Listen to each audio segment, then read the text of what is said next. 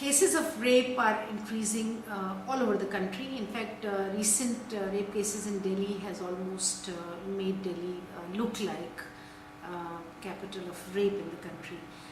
Over 21,000 rape cases were reported in just 2009. Normally in cases of rape, it is the tendency to blame the victim by both men and women, to find the fault with her. She asked for it, she dressed like that, so it happened. Or perhaps she was walking in a dark lane in middle of the night, so she was attacked. Somehow this really is an effort to establish two things. One, that the crime perpetrated is not really as serious it is made out to be, because it is the person's fault, and if you are of good behavior, so bad things don't happen to good people. So that's one thing that is established.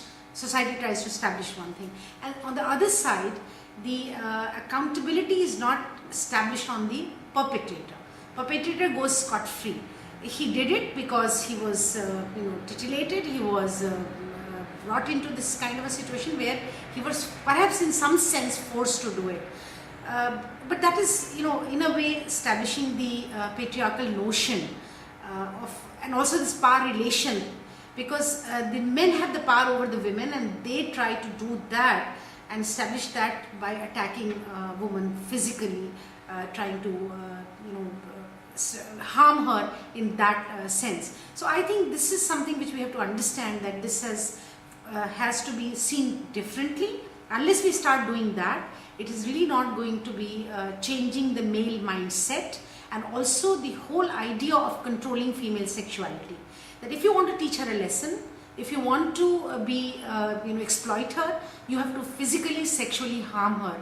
So I think that is something which really is explains this whole power relations between men and women, and that is where all kinds of sexual assault falls in that kind of a region, and not really because women dress the way they dress. It has to stop.